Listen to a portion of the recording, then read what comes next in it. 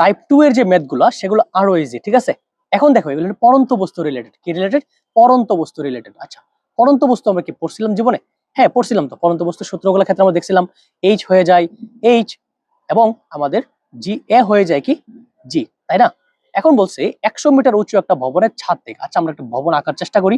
ধরো এটা একটা ভবন, এই ভবনের উপর কতটুকু লম্বা এই ভবনটা, মানে উঁচু কতটুকু? 100 মিটার উঁচু, ঠিক আছে। 100 মিটার উঁচু, এবং বলছে এর উপরে একদম ছাদ থেকে কি করা হয়েছে? এই ছাদ থেকে কি করছে? একটা বস্তুর নিচে ফালাই দেওয়া হয়েছে। কি করছে? নিচে ফালাই দেওয়া হয়েছে, ঠিক আছে। 100 মিটার উচ্চ একটা ভবনের থেকে তার কি করা হয়েছে? নিচের দিকে ফেলে দেওয়া হয়েছে, ঠিক আছে। বলছে কত সময় পর সেটা কি করবে? মাটিতে এসে ল্যান্ডিং করবে, মানে মাটিতে এসে স্পর্শ করবে কত সময় পরে, ঠিক আছে।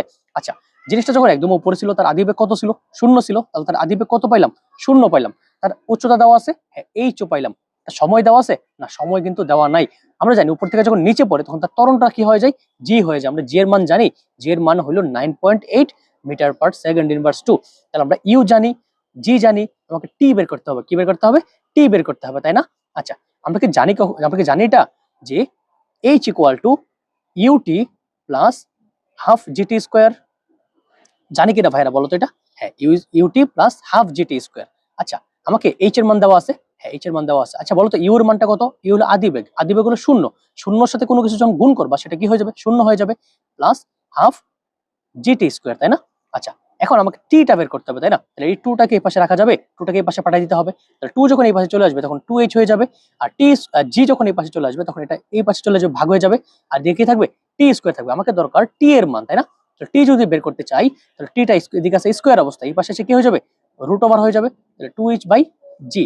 তাহলে আমরা রুট ওভার দিব 2 ইন্টু এইচ এর মান কত বলো তো? 100। জি এর মান কত? 9.8। তাহলে আমরা ক্যালকুলেট করবো জিনিসটা, ক্যালকুলেট করলে আমাদের আনসারটা চলে আসবে। এটা রুট ওভার দিব, তারপর এটা দিব, ভগ্নাংশ নিব 2 ইন্টু 100 ডিভাইডেড বাই কত? 9.8। বারবার অবশ্যই আনসারটা পরীক্ষায় দেওয়ার আগে চেক করে নিবা, ঠিক আছে। আনসার আসছে 4.517। তার মানে আমরা লিখতে পারি 4.52, কারণ 7 আমরা জানি এটা আসছে 4.517। আমরা জানি যদি আমরা দুটা ডিজিট নিতে চাই তাহলে পরের ঘরটা আমরা চেক করবো। যদি পরের ঘরটা 5-এর চেয়ে কম হয় তাহলে আমরা ওই জিনিসটাই রাখবো। আর যদি 5-এর চেয়ে বড় হয় তাহলে আমরা এটাকে কি করবো? 1 বাড়াই দিব। এটা 5-এর চেয়ে বড় না 7? অবশ্যই। তাহলে 1-এর সাথে 1 বাড়াই দিব, কত হয়ে যাবে? কত লিখতে পারি? 4.52 লিখতে পারি, ঠিক আছে। এই যে আমরা লিখলাম। তাহলে এত সেকেন্ড আমার সময় লাগবে কি করতে? এটা মাটিতে ভূমি স্পর্শ করার জন্য। আচ্ছা, আমাকে বলছে যে ভূমি স্পর্শ করার পূর্ব মুহূর্তে তার বেগ কত? আচ্ছা, সে যখন মাটিতে এসে ল্যান্ডিং করতে যাবে একদম আগের মুহূর্তে তার একটা বেগ থাকবে না? অবশ্যই থাকবে। আচ্ছা, সেই বেগটা আমরা কেমনে বের করতে পারি? আমরা জানি ভি স্কোয়ার ইকুয়াল টু কি? U square plus 2gh। আর তার ইউ কত? 0 ইন্টু 2 ইন্টু জি কত? জি হলো 9.8। আর এইচ কত? এইচ হলো 100, তাই না? এখন এটাকে যদি আমরা ক্যালকুলেট করতে চাই তাহলে 2 ইন্টু 9.8 ইন্টু কত? 100। তাহলে আমার আনসার আসতেছে 1960 মিটার পার সেকেন্ড। আচ্ছা, এটা আমার কি আসলো? এটা আমার আসছে ভি স্কোয়ার, তাই না? তাহলে এটার উপর স্কোয়ার হবে। বুঝতে পারছি? এখন দেখো আমাকে বের করতে বলছে ব্যাগ বের করতে বলছে। আমাকে ব্যাগ স্কোয়ার বের করতে বলছে না। তার আমাকে ব্যাগ বের করতে হলে কি করতে হবে? ব্যাগ বের করতে হলে এই যে আনসারটা এটাকে আমরা কি করতে হবে? রুট ওভার করে দিতে হবে, ঠিক আছে। তাহলে এটাকে আমি রুট ওভার করে দিলে আসবে হলো আমার 14√10 বা 44.27।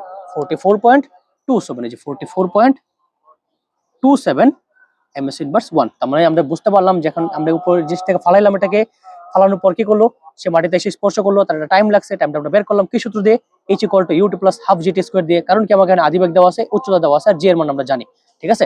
আবার বলছি সে যখন মাটির ভূমিতে স্পর্শ করার আগ মুহূর্তে তার বেগ কত, ঠিক আছে। তার বেগ আমরা জানি যখন কোনো জিনিসকে উপর থেকে নিচে ফালাবা, একদম নিচে ফালাবা। ধরো একটা জিনিস এত উপরে আছে, এখান থেকে তুমি যখন নিচে ফালাবা তার উচ্চতা যত বেশি হবে তার ব্যাগটা তত বেশি হবে। সে যখন একদম হাইয়েস্ট উচ্চতা থেকে নামবে তখন তাকে আমরা বলবো তার ব্যাগটা সবচেয়ে বেশি, ঠিক আছে।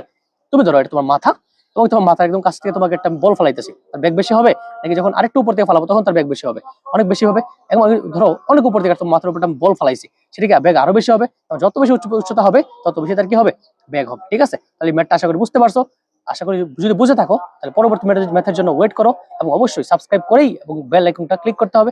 যারা আগের ভিডিওগুলো দেখো নাই তারা অবশ্যই আমাদের চ্যানেলটা ভিজিট করবো। সেখানে অনেকগুলো ভিডিও সুন্দর মতো একদম প্লে লিস্ট করে সাজিয়ে দেওয়া আছে।